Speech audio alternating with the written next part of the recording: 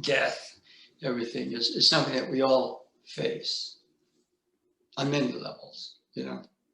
Locally, I mean, we had a very extreme, I mean, this is very small by comparison, but we have a cat, and the cat was not doing very well.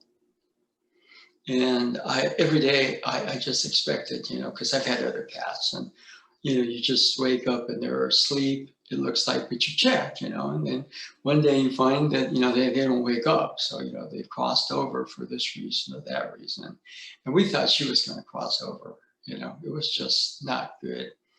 But we took her to the vet, and I guess she was battling an extreme case, of like fleas, And so, she might have had some urinary tract stuff. So they gave her an injection, an antibiotic, and she kind of, it's surprising. She just all of a sudden, she sort of starts to kind of fill out again, and it's unpredictable. I would have given like, okay, but better, it's just lying still as I go, oh, this is going to be the day which doesn't wake up. And now she's doing very well right now. She's very old. So, I think, oh, maybe this is it, but death is, something we all deal with. And, right now, we're in this very funny place, where the pandemic is pretty much out of control.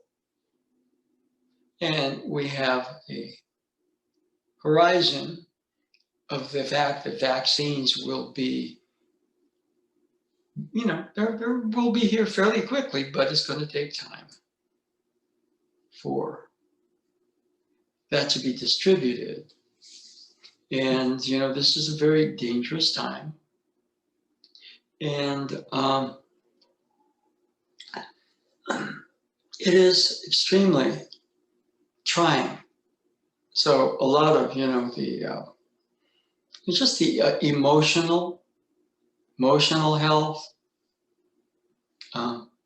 even spiritual health, or lack of it, can affect us on a physical level. And so one of the things we try to do, with the Aikido broadcasts is really to, and you don't want to put people up. Okay, we're going to ignore everything that's bad, but you do a kind of a check of your own system. If you've lost a loved one, then that's going to dominate your consciousness, as it should for a bit. That's part of the grieving process. It's part of the experience of being human. Okay, and if you don't fully do that, then what happens is that you wind up, I don't know, there's not a letting go. And you can't force that letting go. My mom battled cancer for about a year. And my father was working. He was supporting the family. I mean, I was getting some money teaching Aikido. I just back from Japan. But one of the things about it is that, he told me, he says, look, your mom's in the hospital. You got a lot of time. You teach now, you teach then, da, da, da, da. So, you be at the hospital, So I basically, for that period of time, I was at the hospital. When she was in, she would go back and forth. She'd get chemo, and then she'd come home, and sometimes I'd kind of come home and she wouldn't be there. I'd know she was back in the hospital, so I'd go and just hang out. Just to offer a type of support, right? I mean, what can you say? I sort of been in Japan, and it was probably my best period of training. It's just like, you just got a black belt. I'd come back here, went back, and everything, the language skills were better, position in the dojo, was a little bit more established. And then, you also, all of a sudden, you go from that to a family situation that was very, very, very, very serious. And, what do you do? I just, this is, again, before before, she actually crossed over, but there's an extensive period.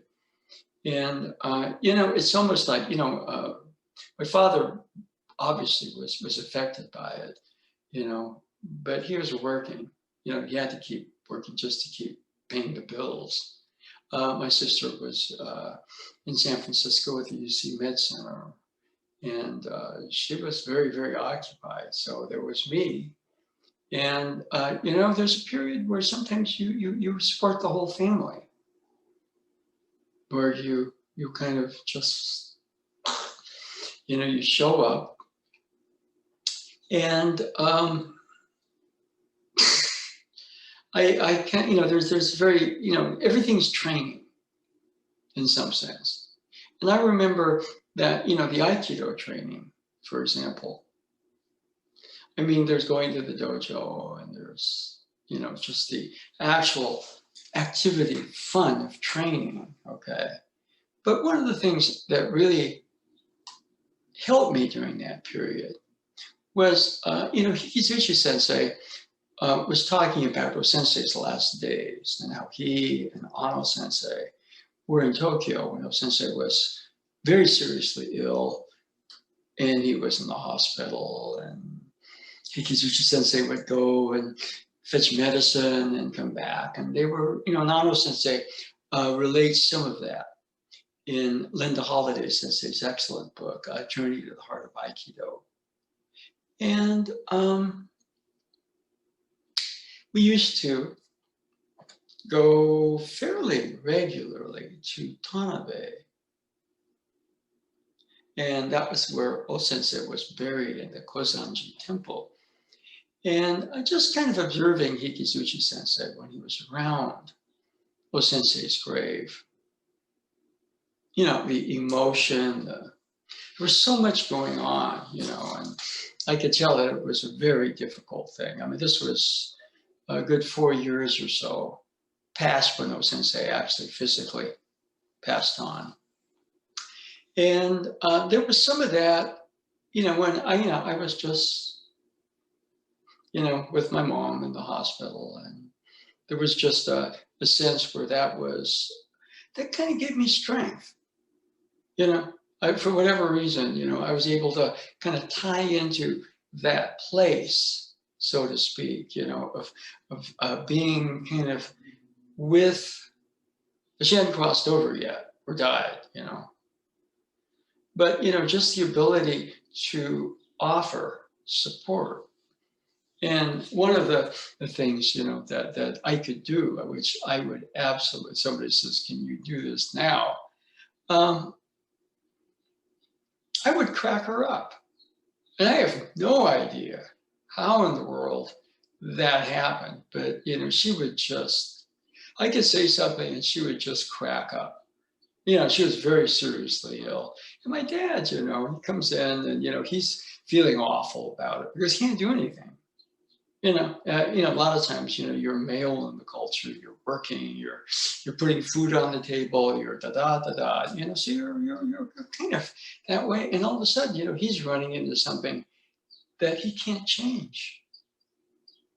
And I do know, for example, in my own experience, because you train, you're just, okay, I'm going to, you measure your progress and everything like that. And, there was nothing I could do.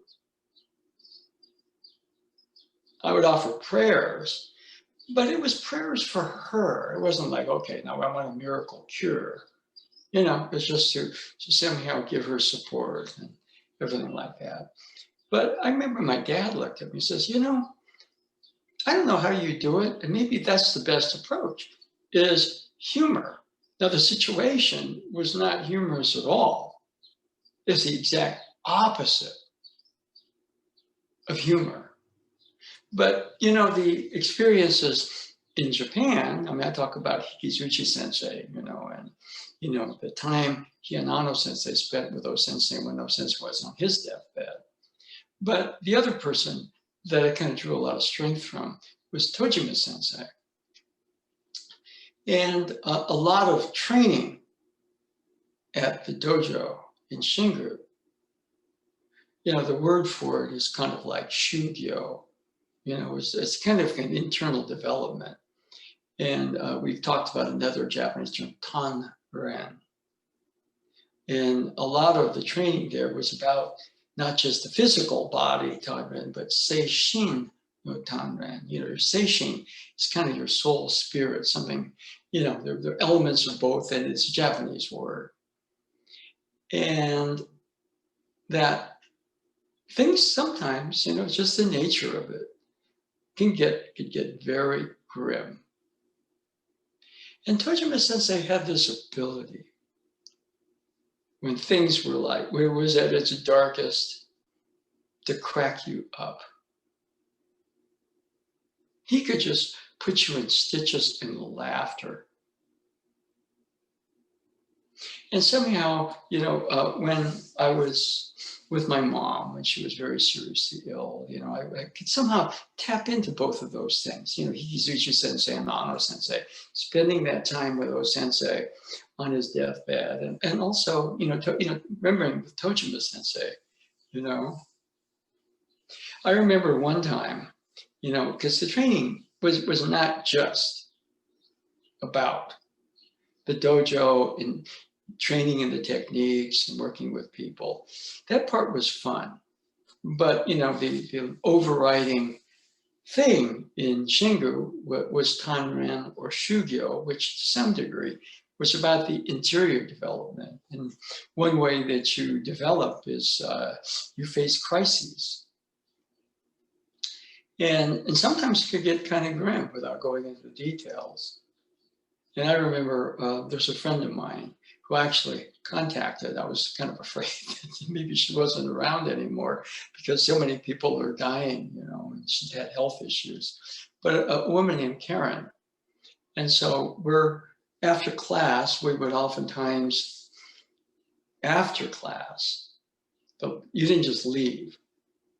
You went to the front of the dojo. There was a front entrance which you weren't supposed to use. You went along the side and came in the back entrance.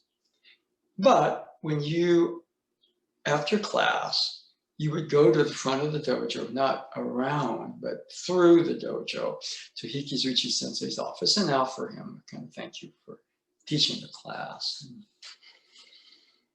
it was a particularly intense period. And so we were, the three of us, I don't know why, sometimes you just get caught. Everybody else goes that way, and then, boom, boom, boom. And the three of us were right there in the spotlight. And sometimes that could get very intense. And so we're walking back through the dojo to the back entrance when we're going to leave. And it was just me and my friend Karen and Tojima Sensei. And so, and we're because we're speaking Japanese, and so we're trying to anyway. And so, he's just there, because he's a teacher in his own right? But with Hikizuchi Sensei, the head of the dojo, and he's with us, And what happened is, Karen was really down, and so she sort of kind of says, I kind of feel sick. Really down, right? And then Tojima Sensei kind of looks at her and said, yeah, I do too. And the term he used was, it's what he called Aikido, which was Aikido sickness. That which comes from kind of doing too much interior training. Okay. And we just cracked up. Which is absolutely something that was just like, we were like down. It's like, okay, 4,000 people die of the pandemic, and the vaccine distribution is not happening, something like that. And Tojima Sensei just took it and just went like that. And was it a funny phrase? But the whole thing was, it's kind of what happens when you start to take the interior development of Aikido too seriously, right? I mean, somebody says, your mom's dying. Okay, that's training. It's not going to register, you know? And so, I'm in that situation and I couldn't even really tell you how I could crack her up and she would laugh and she would laugh and she would laugh. But it was something that I had at that time because, really, and the ability to kind of be present at a very difficult time. I mean, my, feeling was my father said, I can't be there with her on her sick bed. Your sister can't. It's up to you. And I said, okay. So it was up to me to kind of fill that slot. And I think a lot of it was just me too, because it gets absolutely crazy, And I was actually there when she kind of crossed over, passed on, and it was pretty obvious. And so I was supposed to teach a class, and so I kind of did a quick drive and passed the class on to the senior person at UC. I was UC Santa Cruz Club. It wasn't a downtown dojo. It was a club at Santa Cruz, but it was pretty well established. And I came back and, she basically crossed over, so we kind of knew, and I kind of knew. I wasn't going to go off and teach the class and find out that, she had crossed over when I went off to teach an Aikido class. You kind of know, and that area right there is a very, very serious thing. And, if there's a blessing to it, I know my father, he absolutely fell apart. I mean, he fell apart. And he was in such straits, that he remarried, very quickly, like 6 months after my mom died. Japanese and Japanese American culture, that is like, it really tore the family apart. But, I kind of knew that, it was just something he was going through, and I supported him. He told me later, he said that, you're the only person in the family that supported me. Yeah, what else are you going to do? Did I like it? No. But you can offer support. Support means that, you are supporting the person, not trying to fix the situation. With my mom, I'm supporting her. I'm not trying to fix the situation or in my own mind deal with what I'm doing. You offer support, unconditional. And that's something that I sort of got, I think, the basics of when I was with Ikizuchi sensei and Ano sensei, because they had gone through that with O sensei. And other than that, I don't know that I would have had. I mean, you make it through something, but somehow that particular thing kind of really crystallized certain things in me, because I was grateful to have had the experience, to have sort of learned from them. Not because they talked about it at all, but, the way that they would be, because they would visit O sensei's grave and we would go with them. And to kind of see, the reverence and certain things were interesting. Like we would always stop at a Japanese sweet shop. And apparently O sensei liked this one sort of sweet that was kind of like bean paste with rice that was kind of like put into paste and wrapped around it. And one time I went back and I'd forgotten what the thing was, what the name of that sweet was. So Ikizuchi sensei looks at me and says, ohagi. I went, Oh, okay. So, you know, I took some groups to, in the ensuing years, to Japan, and we would visit O Sensei's grave. And so I would always try to stop, you know, I would always direct the group to stop at the sweet shop and get the ohagi. So those are just things, you know, that you know, in these times, you know, you basically don't realize sometimes the power of personalization where there is experience.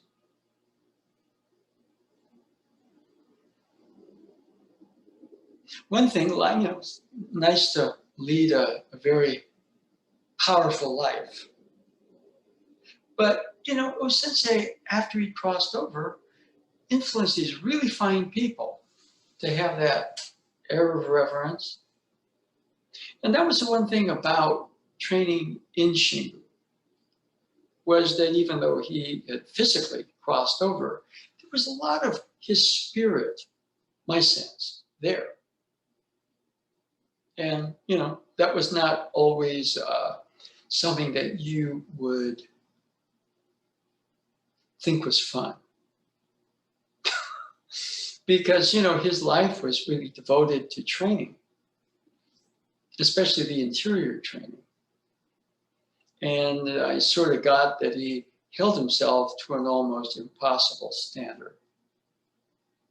So when you're around that energy, it's inspiring, but it also can be very scary. But, you know, I do kind of mention, you know, that it's scary in the way that, you know, nobody in the right mind should embrace, you know, the deathbed experience with a parent or loved one. That really stays with you. It really does. If you make light of somebody's passing, I know sometimes some of us, we make jokes about our current president and da da da da da da da da, but you know, that's just the way we are, you know. I wish anybody that, you know, there's karma. You know, people, in some sense, I do know that with my mom, that, you know, and in the Castaneda books, if you have personal power, when you cross, you don't cross alone. And so I remember right there, there was my father, I was present. There was her younger sister, my Aunt Betty.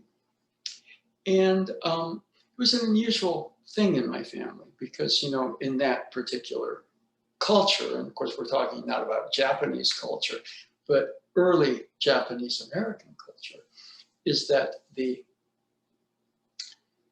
eldest son watches the parents. In my family's case, it was my mom who was caretaker of her father. And I guess it was a fairly complex situation, this cultural, where the eldest son, my Uncle Roy, the woman that he wanted to marry would not marry him if they had to watch the parents, his parents. And so it sort of fell on my mom, who was not even the eldest sister. There were three sisters. And so, you know, she watched him. But it was interesting that the woman that my uncle married was also present right there when she crossed. And so my mom had what you would call some power. And Hikizuchi Sensei thought she was absolutely fantastic. that was, like, when he would talk to me about her as if she was like a commie. I was like, okay, my mom, we would have total disagreements, like she really didn't like the Aikido stuff. She was like, you're wasting your life, well, okay. She has a point, I think she, basically that culture, your livelihood, property was confiscated during World War II and you interred. So there was that whole sense where, that we were, my sister, myself, were supposed to get an education. And we're supposed to, be a doctor or a lawyer or something like that. And I kind of broke the mold. So, I became an Aikido teacher. And some of that horrified her, But, she was real stubborn. So in my own way, I was kind of equally stubborn, right? But that part of it, that when you cross,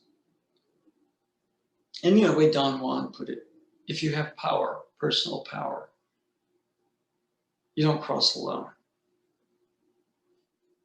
Other people. And in Oh Sensei's case, obviously, I don't know how many people were by his deathbed, but I do know Ano Sensei and Hikizuchi Sensei were there. And what happened afterwards is that his beard and his hair, kami, is a word for hair, okay? Hige, which is beard, is also kami, right?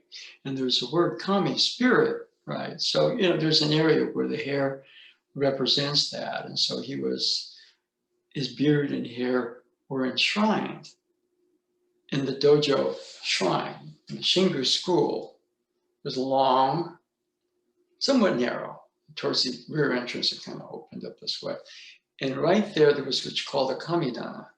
A lot of times the shrine is to the side or something like that, but the shrine was the shomen. And his beard, I want to see it, I think. I want to make sure you're telling the truth. I never ever said that. But, so, that was part of it. There was part of that particular experience of being there. You're actually training in an area, where his beard and hair were part of the, not just the showman, but the dojo kamidana, the shrine. And so, when you were training there, the sense is you were still training in front of him. And so, that created actually a lot of psychological pressure. I would go to Tokyo. It was fun. The training was demanding, but it was fun. Whoa, I went up to the Ibaragi dojo in Iwama, and there was some things, particular to that dojo, but you learn this stuff. You're training with people, it was fun.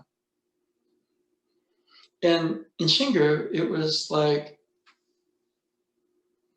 that was there.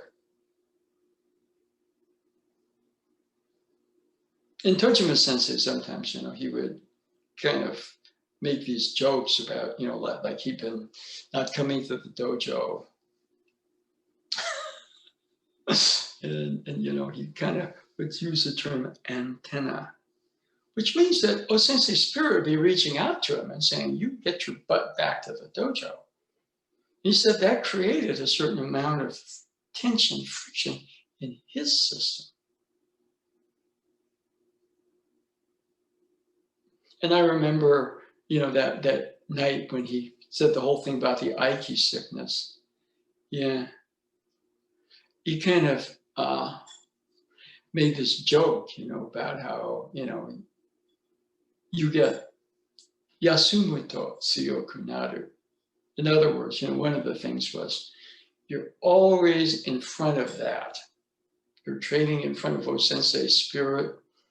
And that can be somewhat psychologically debilitating. And so Tojima sensei made this joke. He says, "Yasumu to tsuyoku naru."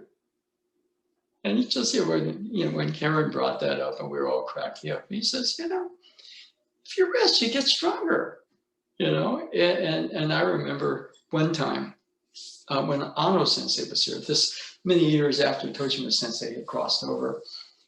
And for whatever reason, we're kind of talking about, not him per se, and I kind of made that statement, "Yasumu to tsuyoku naru."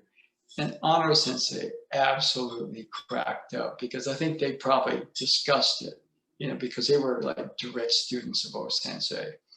And when you're that, and then you go to the dojo and you're training in that space where his, symbolically kami, spirit, air, it can be psychologically very demanding, very, very demanding. And so, that's something that, just in my own experiences, like with death. And, the part of it that I guess, that if I were to say something like, okay, no,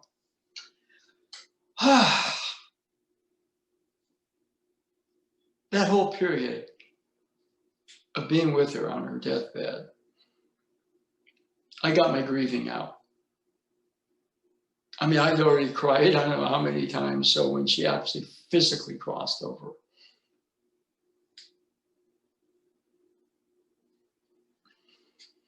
I don't know if there are any tears left, you know what I mean? It's the point that was, because I was with her.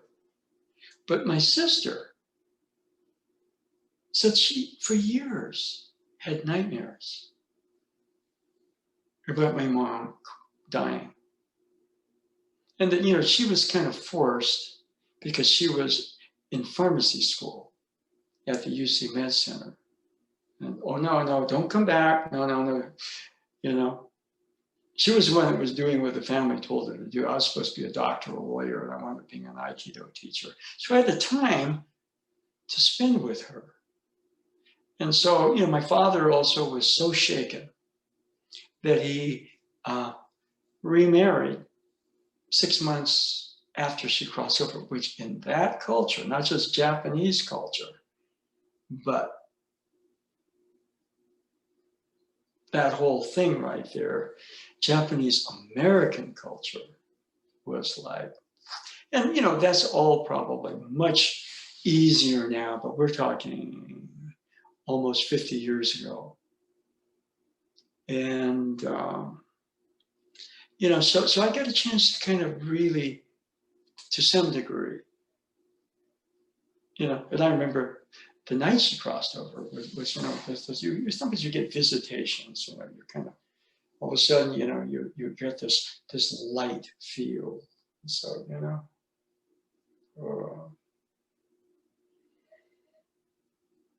so, in some sense, it was a very difficult time. It took my family years to get over her death. She was really the center of the family, a family gathering. She cooked, boom, boom. She was front and center, just like she was when Hikizuchi Sensei spent that month at my parents' house. And it was really interesting to see this guy who was 10th degree black belt. And in my mom's house, he was a white belt. It's really amusing. I was going, holy, it was not just me, it was him going, hi, hi, hi, So it was kind of his own way, very cute, I was like, oh, okay. So, in fact, what I kind of get these days, because it's generational, and I kind of watch my daughter, and she has a lot of what my mom had.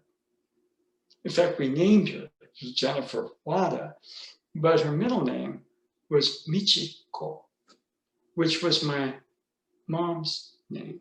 In fact, Kikizuchi sensei always like, you got to let me give her the Japanese name. No. When Jenny was born, she was Jennifer Michiko Wada. He couldn't touch that. Right? So anyway, let's see. Ooh, let's do some movement.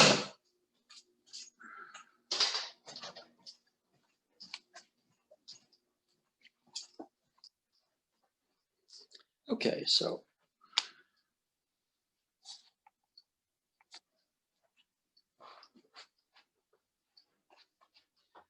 yeah. And let me, since we're here, let's check in. Okay. Yeah. So, I'm gonna go back here.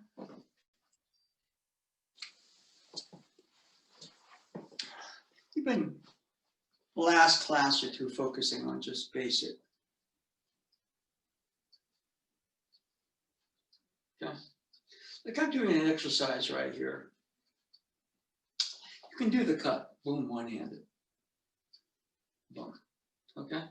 And what that does do, it sort of gets the closing motion, okay? Which is one of the most important part. I mean, if you mess the closing motion up, you mess the whole cut up. Okay, so right about here, and the arms are fully extended. If you close before that, you cut the key off. Full extension, closure. You get that double spiral.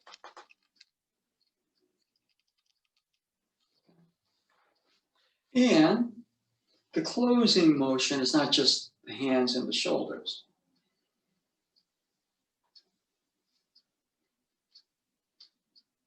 It's full body. In fact, this closing motion is really kind of this, would be this energy beat, which you might call the kokyu. Okay, so swinging the sword properly, you're developing what you call your kokyu ho. Motion here, boom, boom. Maybe more the way Tojima sensei would do that motion. Well, in Tokyo, they would rotate back this way, but okay. And one of the things right here is that, your arms are fully extended, but you want your ki fully extended. In fact, the later the closing motion, the quicker the cut. This looks very fast, but I'm closing way too quickly, and there's not full extension here. Now, there's full extension in the arms, but full extension is a term, relative, but it's full. There's a fullness to that, and that means that the energy is going out, and then this closing.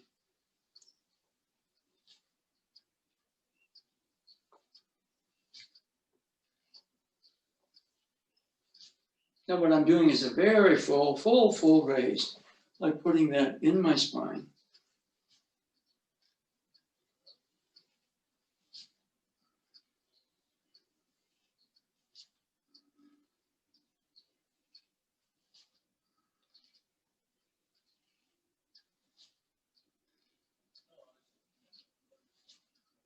You can also, for example, start to make it a shallower raise, full raise, full enough raise. You don't want to just be doing that.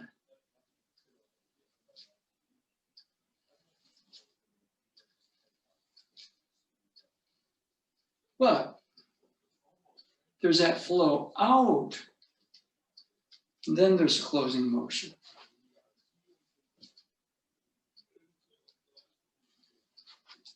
And the later, the fuller the extension out physically and the extension out energetically, Therefore, the later the close, the faster the cut.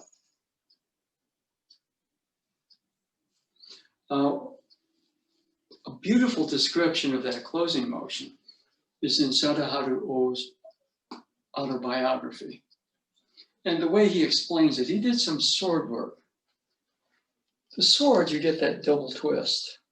In baseball, full extension, there's that rotation. That upper hand rotates over. So it's not a double spiral. It's okay. And his description of it is interesting. He says most people on contact do that. But he said, really, it's like the sword. As you get the full extension, the ball is leaving, you add that. Okay? And if I really had to say the same thing, the other thing I study is how Steph Curry shoots.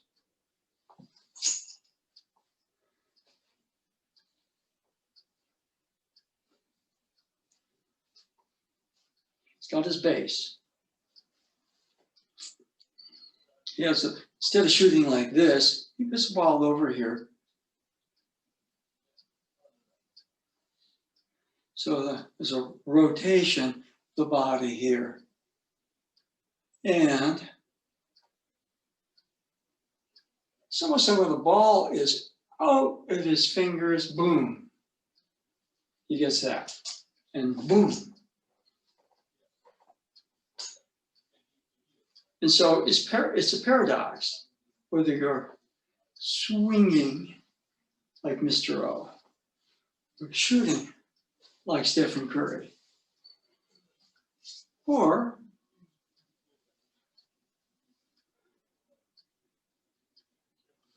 and just like Mr. O said, extend through the ball. Then you add that. He says exactly the same when you're doing a cutting motion, boom.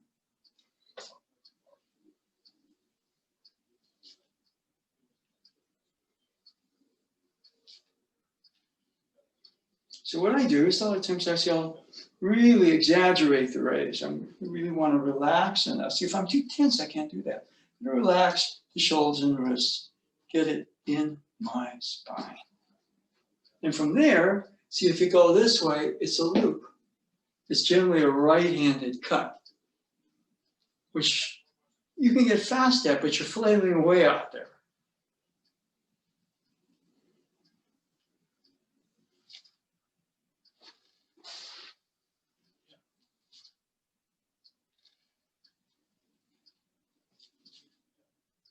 So speed for me, and you know, your speed is very tricky. You want a quick bat. You want a quick release. You don't want the cut to be too dreamy. Although, you know, this is a form cut. Relaxed enough with a full raise. I hit my tailbone with it a couple of times sometimes, just to make sure that I'm relaxed enough. There's functional strength in my grip, but not too tight. If I'm too tight, I can't do that. And then instead of thinking about the sword looping from here, the extension. And the extension is not so much to the arms, it's from your center. So you kind of establish your base. And then it explodes through your core area. The real closure is not the hands. The hands are part of it. It explodes through your core. Curry says it explodes through your core. Mr. O, the second that foot went down, boom, extend through the ball exploded through his core, went out his hands. So those are just, you know, just the super athletes, in some sense, the archetypes, okay? But just, all kind of, it's the form cut.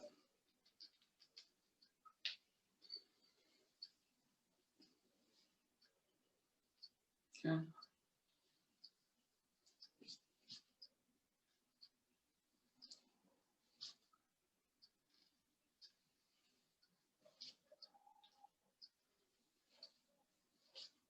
So I really work on, not closing here, but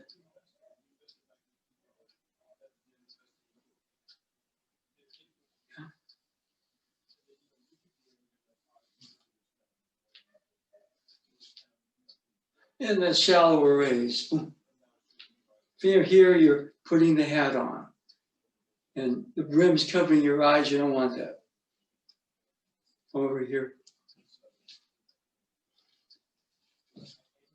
What Hikizuchi Sensei, I think, I didn't get this from him, but a man named Peter Shapiro put it on there. You fill the sky with your rays. You cut the sky in two with a cut.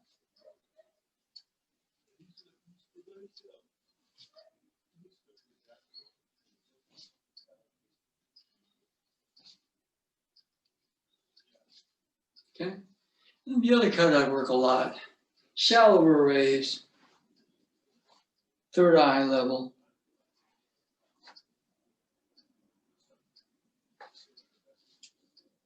Extension is down, then the close.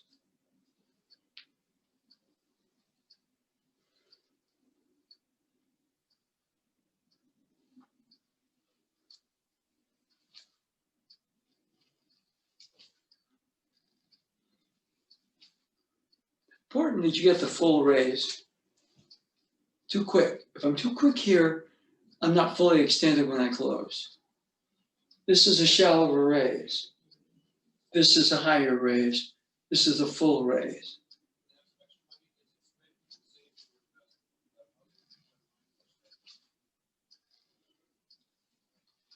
It's a form cut.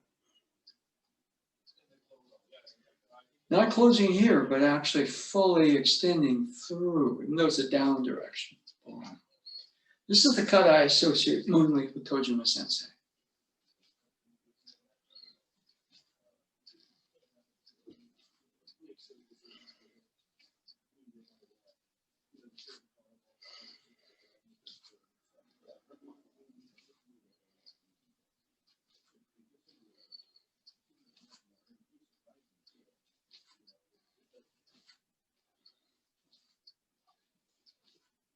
You can vary the pace of it, but if you start to close too quick, right?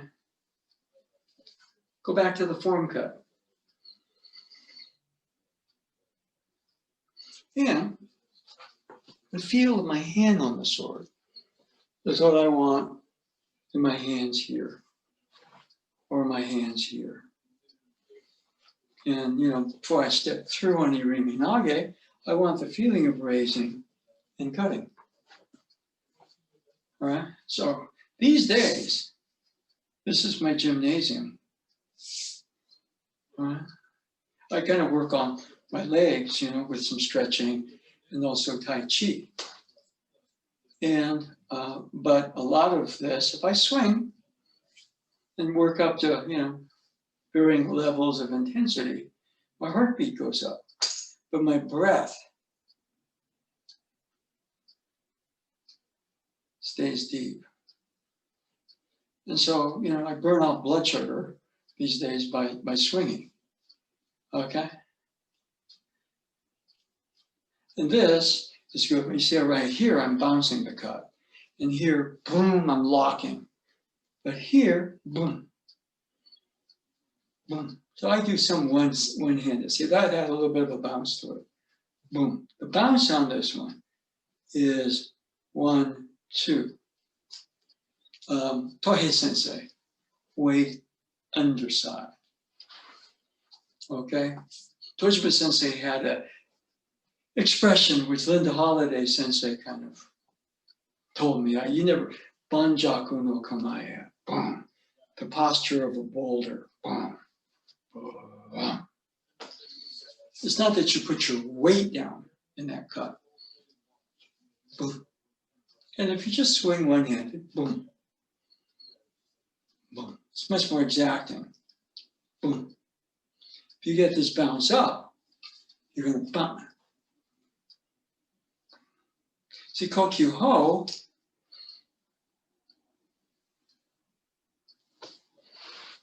right? And the way Tojima sensei puts it, I'm taking a wrist, I'm holding my bokken. Too tight, too loose. I'm taking a wrist, too tight, too loose. I'm holding my bokken. And the way he put it also, I'm going to throw, no, I execute a cut with my bokken.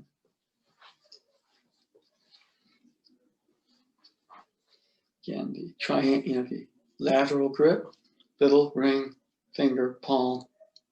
This, and I like sometimes I'll just swing, boom, one-handed, boom, to kind of get that boom, boom. I don't do this hand too much, boom, boom. See, that had a little bit of up to it, boom, boom. Doesn't matter how hard you hit it. You see, that whole thing with Mr. O, right? You swing and you hit the ball hard, and it goes in the outfield and lands in the outfield as well. Second, that foot touches. Body rotates, arms extend through the ball, home run. Okay, in my dreams. I'm real great without a bat and a pitcher throwing 100 miles an hour at me. Anyway, so those are things you can work on. The grip, I'm going to do a sankyo. That's a sword grip. I'm going to do a kokyu nage. Boom. That's a, boom. So those are just things you can in this period. See, this can be a gymnasium. If you swing for about, I don't do half, I'll do 3,000 cuts or anything. I'll do this. And then, and maybe not long, I'll just kind of alternate that with some sitting.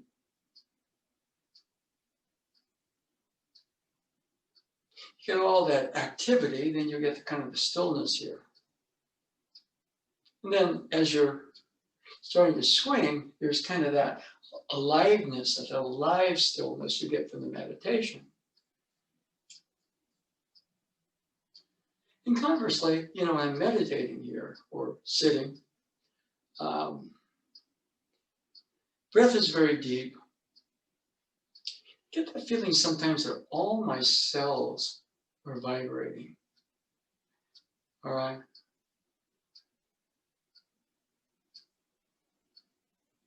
So I sort of get the ground under. Sometimes I get the feeling what sensei talks about. The interior here, there's light. And there's heat. And there's that feeling of all the cells vibrating. And that's he calls it light, heat, and power. Hikari, netsu to chikara. And it's, so I oftentimes will swing, and I'll sit, and I'll swing, and I'll sit, and I'll swing, and I'll sit. Okay. Anyway, we're going to, so that's a little bit of a recap, because we have been covering the actual basic cutting motion. And the basic cutting motion, as you sort of get into it this way, becomes a type of misogi. Okay?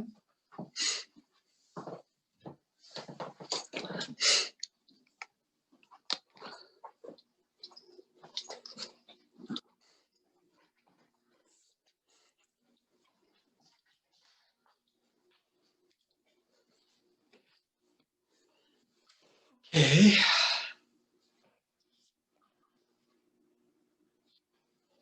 Anyway, any questions, or anybody have anything they want to share, or? No questions from me, Sensei. Just with the cutting, I'm slowly starting to get a new feel, just through the spine, energy through the spine. It's hard to describe, but it's progressing slowly, but progressing. Well, that progression, you kind of, what I call, what Stephen Curry calls the form shot. In other words, I think he probably does. He says, you would think I go out there and start shooting from mid-court, which I understand he does. But he says, no, in his instructional video, 8 feet from the hoop, check hands, check feet. In 5 perfect makes, I go back 2 feet. Then I go all the way back out there. And that's probably what he teaches, in his camps. Okay, so I still do what I call the check down. Mr. O, he talks about, basically sometimes after games, he would go over to his coach's house and they would work on, his check down. And then there's that area right there where everything kind of goes boom. But you start with your check down. Toei Sensei had his 4 rules of ki, right? But you check your hands, you check your base, you check your core. And for me, for example, that full raise, which is more than you would do, I have to really get the grip. It can't be too loose, but it can't be too tense, or I can't bonk myself in my tailbone. And then instead of a loop, if it starts to loop, it's too much right hand. It's almost like when you get to here, the cut comes right out of your core and your center, boom. And then when you get that full extension, now you start to extend when your arms are fully extended, but you extend energetically, and then you add that close. And so those are things I still work on.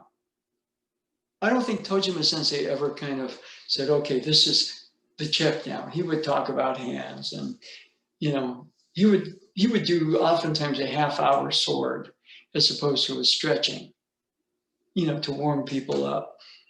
And those were memorable, all right?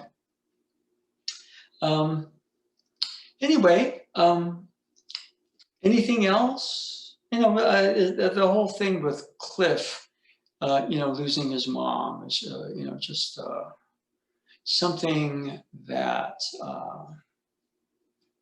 is really, it's a rite of passage. None of us, the way that Don Juan put it, there are no survivors on this earth. At some point, we do cross over or depart, and that can happen suddenly or it can happen after a lengthy period. So, let's see.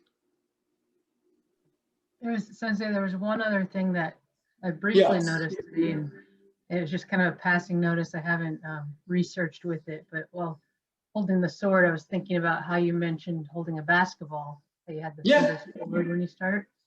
And without trying to put my fingers forward, I was just trying to keep the left hand grip, like holding a cat in the flea bath, and the right hand grip softer.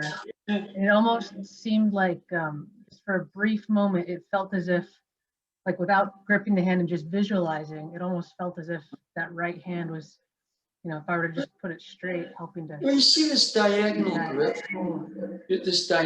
grip, here, okay, is something, for example, I'm going to do a Sankyo. No, I still hold diagonally. Tojima Sensei held this way, but I think he had that down. It was like a point where, the person that I sort of got this diagonal grip thing from was Kato Sensei. Is another one of those Sensei's direct students. okay? And what I noticed was, and I actually saved it, it was a Facebook post, and it had the absolute leader of this sword school. And it had probably the next down as a person he was demonstrating these sword sets with. And what I noticed was this. He held this way. The next guy down held this way. It was very interesting. All right. Now, there are a variety of different approaches. There's a lot of things that work. Stephen Curry says, one thing all great shooters have is absolute control over their basics, their check down. Okay? And, for example, a lot of people hold this way. A basketball, right? Curry says 10 fingers towards the hoop. What is that? That's Kokyu-ho, isn't it?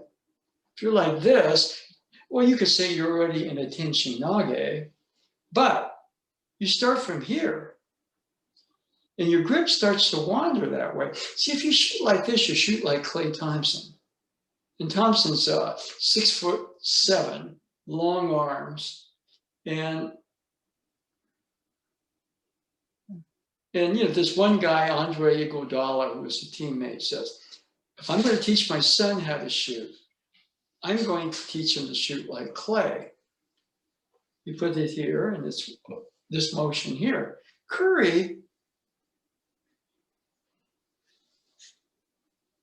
really has that, I call, you study Sadaharu Oh, and you study Stephen Curry, and you study Tojima sensei. They do exactly the same thing in 3 different disciplines. And one thing that I thought was interesting was, Curry's been around enough that he's taught enough camps, right? And so the Warriors, they had 2 draft picks. The number 1 guy is a 7'1" center. And the number 2 guy, the second round draft pick, was a guard. And they both attended his camps. And they had a picture of the 7-foot guy shooting 3-point shots. And guess what? He's holding 10 fingers towards a hoop. Now we'll see, whether, what he does, but you see what I mean? There's an area where you're here. Most people hold the ball this way. And so it's kind of like, you release, and both thumbs are facing, but boom.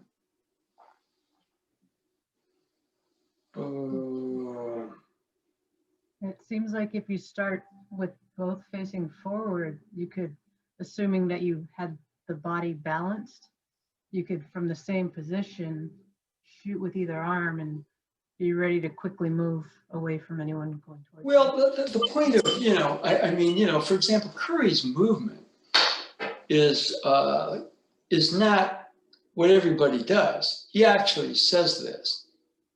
He just says, okay, now this is where I depart from what a lot of people teach. But these are my basics. And what you find, because, when the Warriors got really good, I'd go down to the Y, and inspired me to shoot and try to research what he was doing. And what I found, you can have almost any grip. And if you practice, you'll get good out to about 18 to 20 feet. And some people, they don't want to shoot past that, okay? But basketball's evolving where it's essentially positionless. If you have a big guy, that guy's got to be able to defend on the perimeter, and he has to be able to make shots. The old days, you had some dominant big person, you throw the ball into them, and they kind of put it in. Well, these days, what happens, you get somebody like that, you work a switch. So you put them at the head of the key with somebody like Curry, you work his magic out there, they can't stay with him.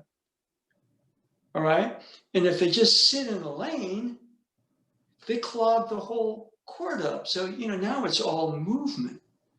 So what I noticed with this guy, James Wiseman, the hand position in this one photo of him on 3-point shot. And see, the thing about see how you're moving the shoulders this way? Okay, now what you want to be able to do, take a strip of paper and twist it. See, when your shoulders are going one way, your hips are going the other way. See, now you're still going hips and shoulders that way. See, take a strip of paper, turn it up and down, and it's a helix. In fact, it's a double helix. Now it unwinds. It's 2 equal movements. And Curry can go boom. If you go this way, this is quick too. This is the Klay Thompson shot. And everybody says this. He's got the picture perfect shot, which he does. He's also 7 foot. Now he's 6'7". Okay. I love Klay Thompson. One time, the Warriors they're on a East Coast swing in Florida. And what the basketball players do is a lot of them, the high-powered ones, they play golf. So Curry and all the other guys went and played golf. Guess what Klay Thompson did? He went to Harry Potter World. Went to the boss. Harry Potter World. And then he comes back from that flight, right? And they take a photo, and everybody get team photo when they get off the flight. He's wearing a Captain America T-shirt. I love Klay Thompson. Curry, he's sort of that little twist of weird, right? I mean, he dates all these supermodels, but the only pictures you really see of him are with his dog Roscoe.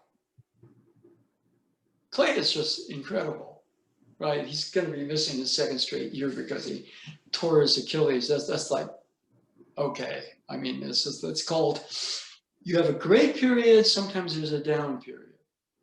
But, the whole thing right here, see, the thing with O was he's too quick out here.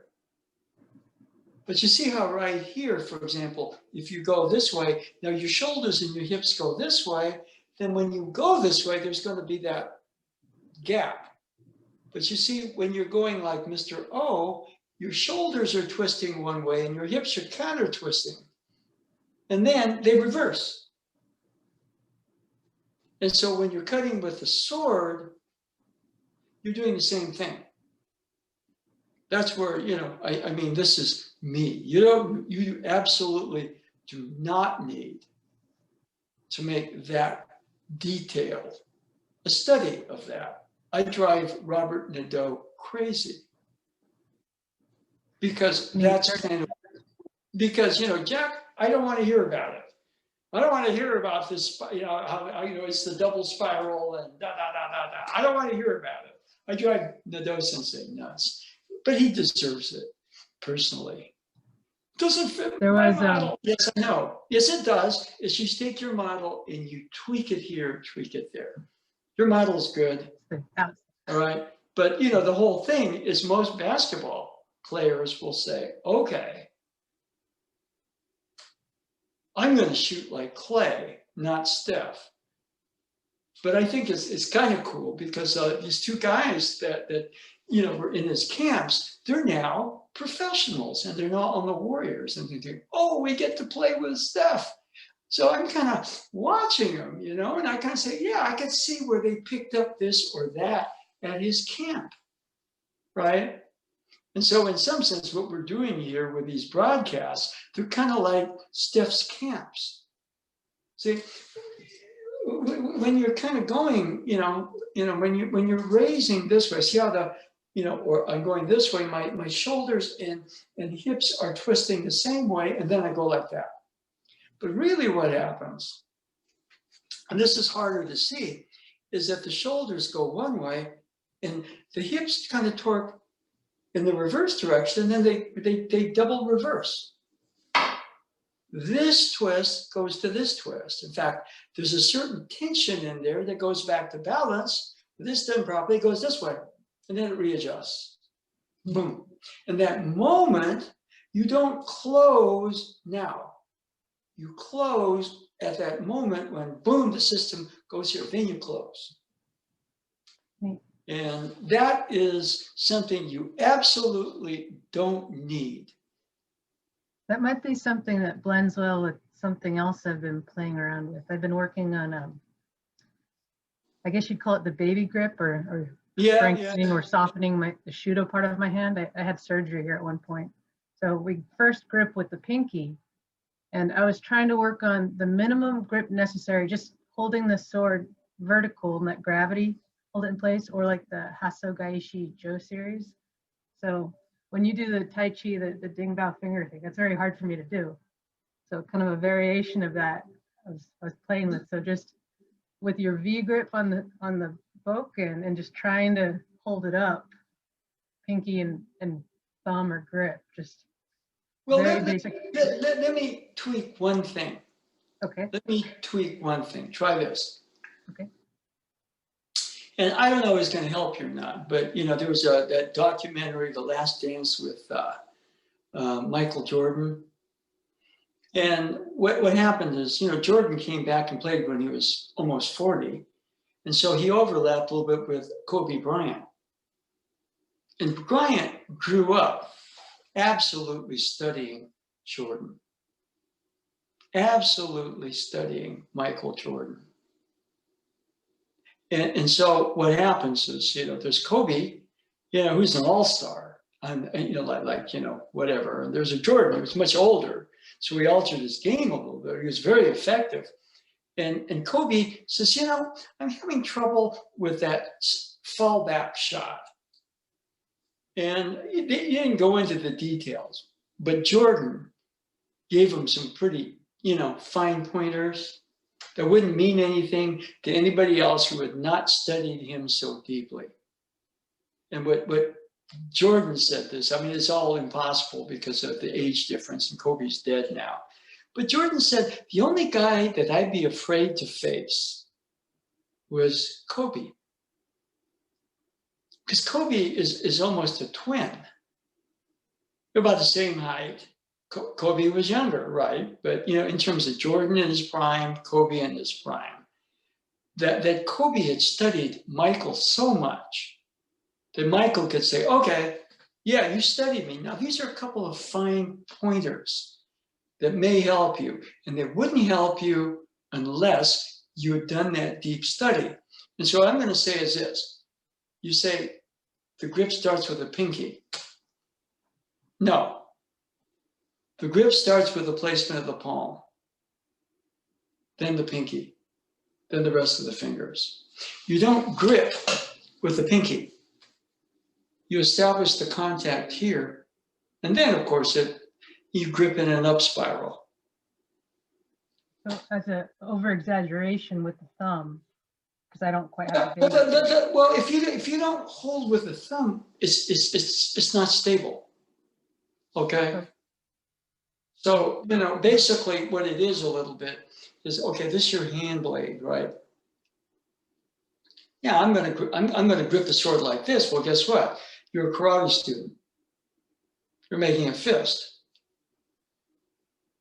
Now here you're gripping a sword, aren't you? But the grip starts with the palm. Now, obviously, you're supporting with this. The grip starting with the palm is palm, little finger. For me, Curry says it. He says, for me, I start the ball over here, not here. Clay shoots this way. This is classical. Curry, 10 fingers are towards the hoop. And he also says, 10 toes towards the hoop, but I go this way a little bit. Okay? So I go to the Y. And I try both. 10 fingers towards the hoop, 10, that works. But then I start to kind of alter the base a little bit. And guess what? I get much more arc on the shot, which makes it a better shot and gives me more range. So, what happens is that when, I don't consider myself a master, but see right here, I'm going to grip from the little finger. Feel, grip, feel, palm. The grip starts with the palm. Now, that's your hand blade. You don't want the blade in your finger to be too kind of active there. Now you're holding. Your key goes into the sword. If it goes too much in my little finger, it cuts the key off. See, the closing motion and the raising of it, see, this is hard. See, my shoulders go, see, if I go this way to try to do that, no, see, my shoulders are going one way. My hips are basing. See, if I'm going to go this way and this way, I'm going to loop it and swing with the right hand. Now, right here, boom. Okay? And, this is a case of where, somebody says, okay, Michael, can you give me some tips on my fallback jump shot? I don't think he would have said the same things to that person that he would have to Kobe Bryant. Kobe, you're almost my twin. And you're really good. And I know you put in everything I'm going to tell you, you're going to work and you're going to integrate so it's in your DNA. So I'll give you a couple of tips. Okay, so this one, see, I'm gripping with a little finger. That's good. That's what Tojima sensei said, grip with a little finger. But you grip palm, little finger. You don't want to reach out there for a fist that's coming at you with a finger, your first contact. This palm, and then you grip with kotegaishi. Okay, now somebody grabs my shoulder, I grip too fast and I twist from the shoulder. No, you create space, kind of rotate. And this like you're holding.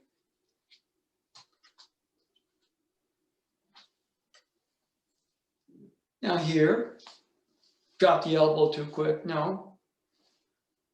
See, first motion is not twist the wrist. First motion is open, is hip, and then, but the contact is how you're holding the sword. If I'm holding the sword too tight, I'm going to be too tight here, and then I'll twist, and uke will tighten up. Right? And one of the things that's real difficult, okay, let me see if I can get a little better.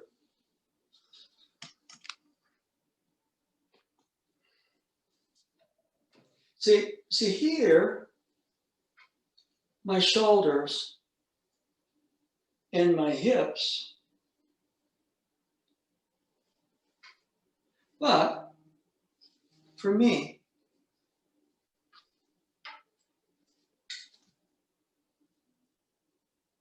see, it's not that, I'm going, okay, this way, then I wreck my back.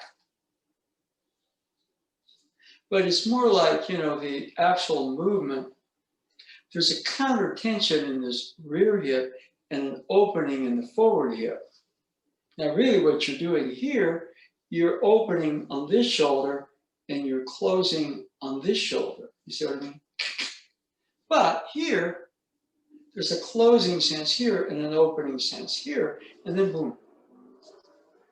That's what I mean by the double helix, okay? And, I'm not Michael Jordan and you're not Kobe Bryant, because we'd be wealthy and whatever else. But, and would Tojima sensei say do that? I don't think so. Was that pretty much the way he cut? Yeah.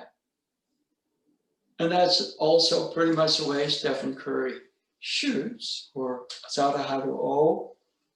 Boom. See right here, if you raise that leg and your shoulders and your hips go the same way, as you raise that leg, boom. See how the shoulders, it's like this shoulder is going in, this shoulder is open and going out. But the opposite hip to this shoulder is going in, and this is going out, so that when that foot comes down, those two spirals not just reverse, but go back into balance. And right at that point, when they go back into balance, you swing through the ball and you add that rotation. Okay?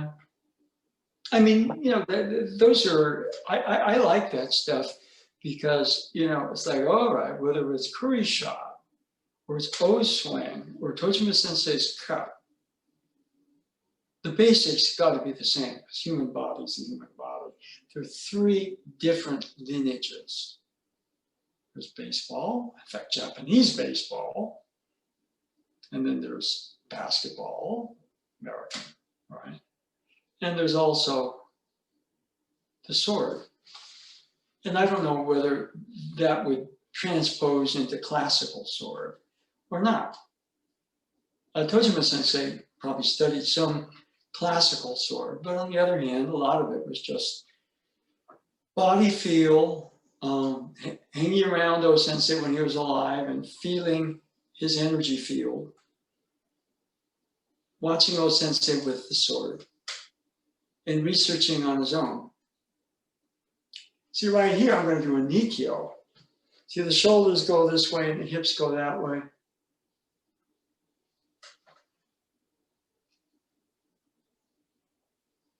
I go this way, I hit a wall. The right shoulder is going back, is opening. The right hip is not. It's the closing hip. The left hip is the opening. And then right here, boom, they rewind. But when they go back into balance, boom. That's the closing motion on Nikyo. Do you have to know that? Not really. That reminds me of the float like a butterfly part of the Muhammad Ali quote, because they both open in opposite diagonals. Yeah, I mean, they're really two forces. That kind of, they have a real, see, if they're this way, they're antagonistic. But they have an easy communication. And what they do form is they do form the double helix, the reverse double helix. But they also go back into a balance point. Triangle, circle, square. Izanagi, Izanami, spirit. Something like that. All right. Those are, you know, those are just things, you know, most people, you don't have to know that. It's not like, you know, Tojima Sensei was talking about something. He says, you know, you really think that by the time you're, you know, you're an eighth, you know, this degree black belt, or conversely, you're not a black belt yet. So you shouldn't practice this, or you'll automatically know this when you're this degree black belt. He said, no, that's not true. Not everybody. Because you sort of you've got to kind of research it. But then, you know, your body is also kind of your laboratory, your gymnasium, whatever it is. And, you know, I mean, for whatever reason, I watch Curry and I go, wow. And, you know, never going to play really. And, you know, rather than just sort of shoot just for exercise and research, but I'd look at what he was doing. I said, wow. And I told this to the Do Sensei. I said, you know, that kid is doing we're supposed to be doing probably better than we're doing it, which of course got me on the shit list. No, because he's understanding the forces, the, you can call it the God force, the goddess force, the Izanagi force, the Izanami force. But then there's, understood the God force and the goddess force. So on one foot, they push that foot down, and all of a sudden, boom, there's creation. Boom, boom. And he had his check down. Did he have it mapped out this way? I don't know. But, I'm 72 years old. I'm not going to go out there and face a 100-mile-an-hour fastball and hit a home run, as far as I can tell. Right? It's just, it's just not likely. Nor am I going to get the ball with 3 seconds to go with some 7-foot defender on me 30 feet from the basket and shoot it and make it. I'm not going to, I might do that in my dreams, but I can't study and research in my own system. So somebody says, well, who in Aikido do you study? Well, I would say probably, if you say to me, influences. My first 2 teachers, Robert Nadeau, Robert Fraser. Currently, in the living dimension, I probably say Ono Sensei. But I still go into what Tojima Sensei sort of taught, and I look at it from different angles and tweak this and tweak that. The other person I would say, if he was here, which I would study Doshu, because that's the coin of the realm. That's the world currency in Aikido. So, here I am creating something called a Bitcoin or something, or I'm a precious metal future, I'm definitely not coining the realm, So one thing it seems like to me, I guess I'm on like a healing lineage, just as things make more sense to me in Aikido. I've noticed spontaneous healing, and it's definitely related to the spine posture and the fluidity of the actual spine moving. So that twist is the spine moving and twisting at a certain place. And it seems like as a beginner, as I'm observing from different senior senseis and trying to, do the Pokemon, try to catch them all, like, okay, he's good at Tenchinage, he's good at sword strike. It seems like it's a different part of the spine that individuals have mastered, and it's hard to describe, but it's like catching it and then trying to hold on to it as I can keep my spine. Well, if you kind of look at what we were saying about the shoulders and the hips, what connects shoulders and hips is spine. Yep. Or right now I'm sitting on a stool, so my hips are more level, where lately they've been.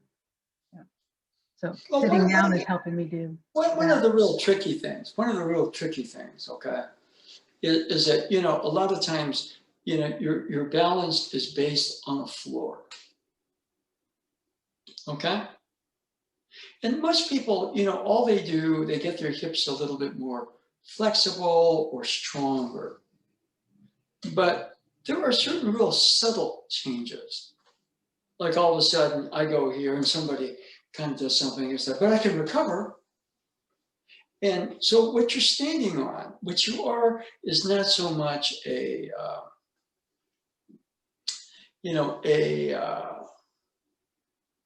Jeep. You're one of those terrain vehicles, right, with a flexible platform, because and a lot of times, what happens is, for example, if you go like this, boom, if somebody kind of surprises you and you set, they knock you over, but all of a sudden you step into a pothole, you get your balance back. And so in that particular area, you're integrating, the actual sense of spine, but you're also freeing up the foundation of the hips. Things like knee walking, for example, if they don't ruin your knees, your hips get stronger, but they don't necessarily get more flexible. If you do it right. A terrain vehicle. In other words, right here, somebody's going to knock you over, but all of a sudden you step into a pothole. And that also disturbs their balance. So, all of a sudden you're back in a flow. And so, just working on, the hips opening, one of Cliff's influences is the kickboxer, Bill Wallace. And I saw him once in person, and he bowed in at the Martha Street School with Professor Bunch and a couple of other. I mean, I did not participate. I didn't expect anything. So I was in civics. And then he started doing a presentation. I said, wow, this guy really is good. It wasn't, you know, how high he kicked or how fast he kicked, but the way he explained the movement of the body and made, you know, reference to training. I said, this guy's a master. And so what I noticed though was, you know, he bowing in with everybody else. He's not sitting full seiza. He's sitting with his butt in the air. And the guy had absolutely incredible hip action, right? I mean, just like, wow, how does his joints move that way? But you know, he went through a whole series of stretches, right? And sometimes if you get too seiza, you get, you know, you are very stable Jeep, which is going to be better than just a car. But when you're in one of those, remember that there was the movie Batman Begins, where he's in this, you know, basically it's a terrain vehicle tank. And then he gets chased by the police, right? They figure, oh, we don't know what this guy is, right? But he's in this thing where he can jump from building to building, and you can use these huge tires where he can roll over a car and not get capsized and everything like that. And so what it is a little bit is you get a ground, okay? But on the other hand, you create potholes, you know? And in some sense, if somebody comes and pushes you down, all of a sudden there's a pothole. And they don't really expect you to step into a pothole. So for that moment, you can reverse the motion. And sometimes you gotta go one, two. Yeah, so in other words, it's like you open up a series of potholes. Conversely, you know, somebody so, you know, that's just a little bit more like if you play around in the energy. I'm not saying you dig a hole in your dojo floor so you can step into it. But a lot of times, what I noticed, for example, on Ukimi, because I had this happen to me a couple of weeks ago, where I was coming out of a store in Japantown, San Jose, and I stepped down, and there was the actual thing was kind of unexpectedly, like there was a hole. I went down on the concrete, but I floated down. I was perfectly fine. So, are you okay? I said, yeah. So my system, for whatever reason, you know, is, you know, says, okay, I said, I'm gonna fall. It's like, okay, boom, float. And I hope I keep that, you know, because you get older, you know, the number one fear is, you know, you take a bad fall, right? But, you know, that part of it, you know, the actual sense of it, you know, like your spine is here, but on the other hand, see, right here,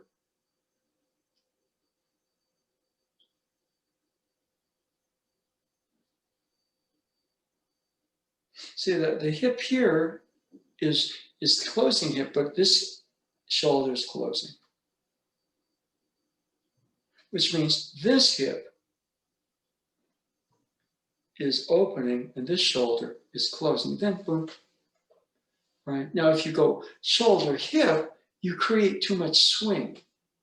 And I'm sure if Kobe Bryant was saying, Michael, I have trouble on that fade shot.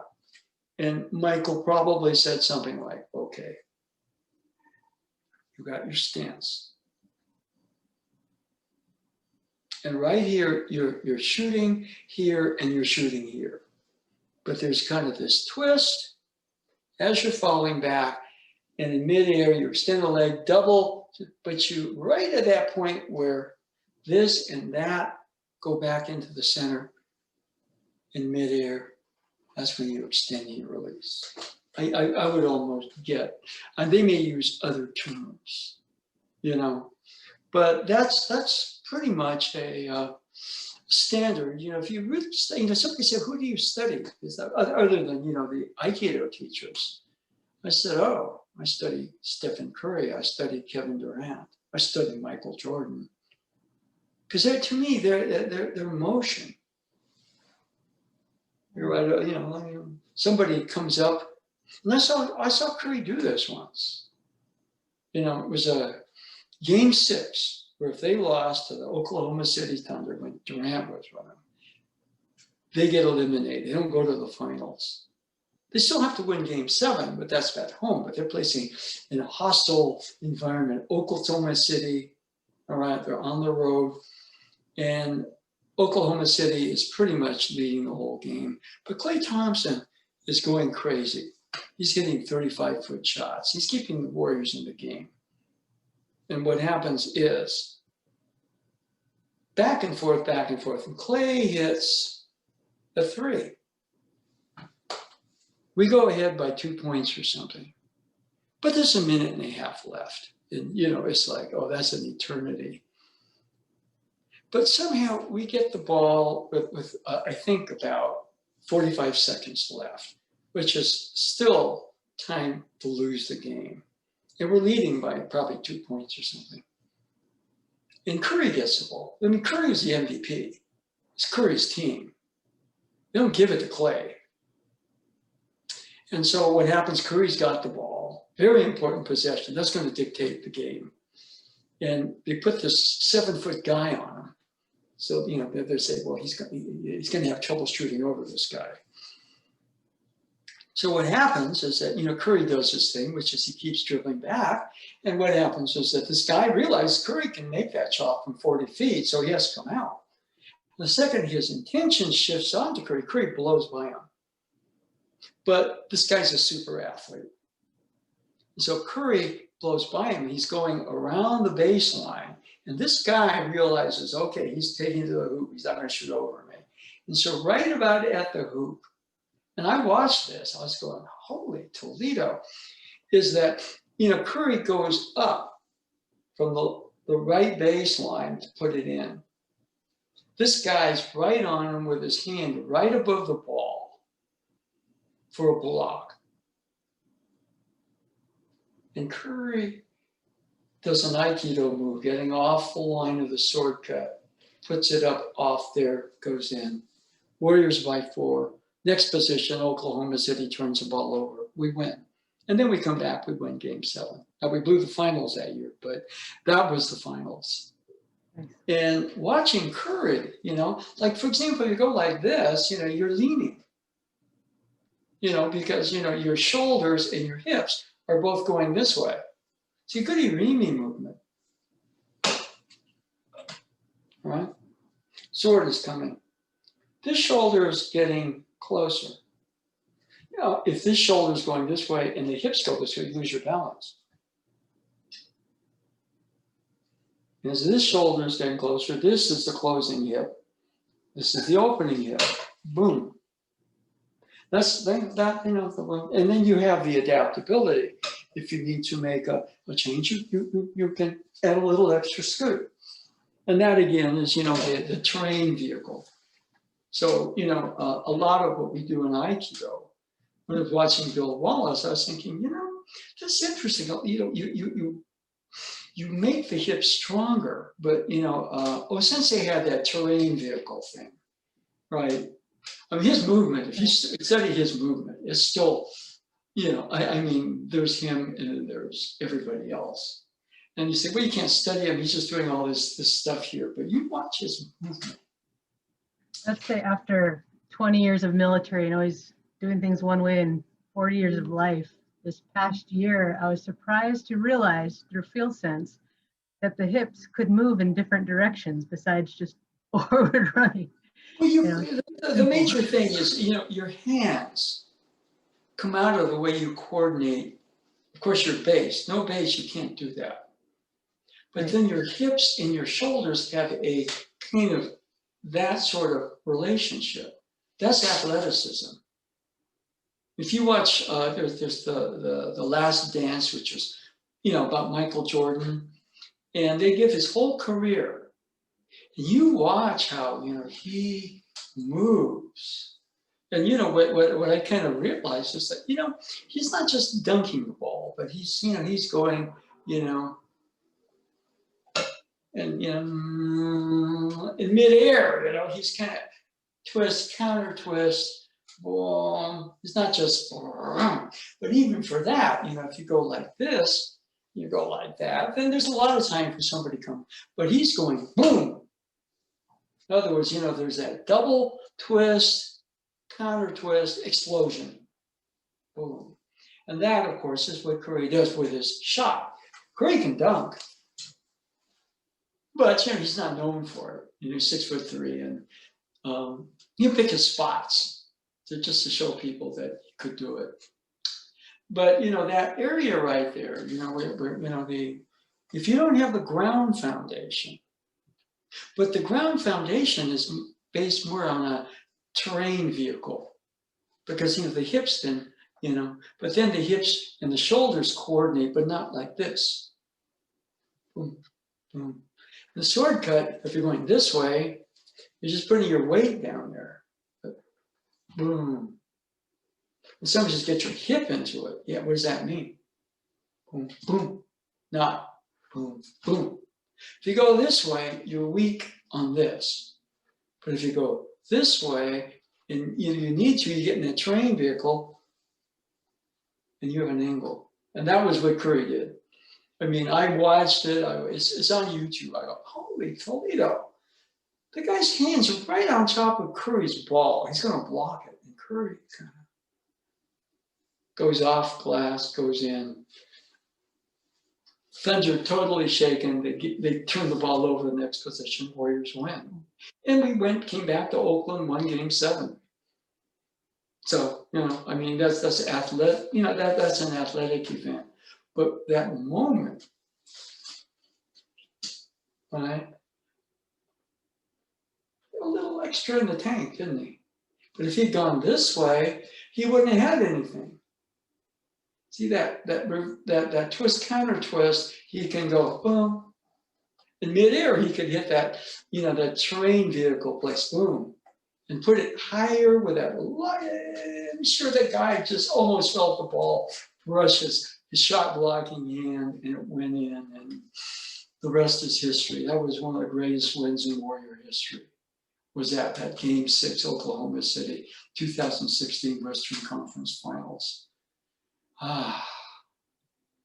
So, you know, that part of it, you know, I mean, if you're kind of doing movements like this, you know, so you can't do them like this. Yeah, but it's like boom, boom, boom, boom, boom, boom, boom, boom, boom, boom, boom, boom, boom. Yes, I'm going this way with the shoulders, the hips are going in that counter twist direction, so you get movements like that. Yeah. Or if you're going to go this way, and you're going to go this way, it's 200 wheeler, you're going that way, boom, boom, boom. And again, somebody says, who do you study? No, I said, well, you know, I study Steph Curry and Kevin Durant, because I see a lot of Tai Chi and Aikido in, you know, I mean, again, the sword cut, as I understand it, is exactly the way Curry shoots. Oh, swung. And Tojima sensei cut. And, you know, that's just my own. That seems to cover the spine and the basic center. There's a few things that I kind of use as reminders for myself, because my hips can get off that balance easily while I'm doing physical therapy. Like the Zen saying, the eyes horizontal, nose vertical. And for me, I think in my head, when I'm on a level ground, hips horizontal, just to try to get that feel. But then also what you said, the nose over navel, that seems to match with the, like, always keep like your intention on the center in front. So even if you twist, you're still on the same focus, right? Well, certain things, for example, you take a strip of paper and you put it right here. But let's just take a strip of paper, put some elastic here.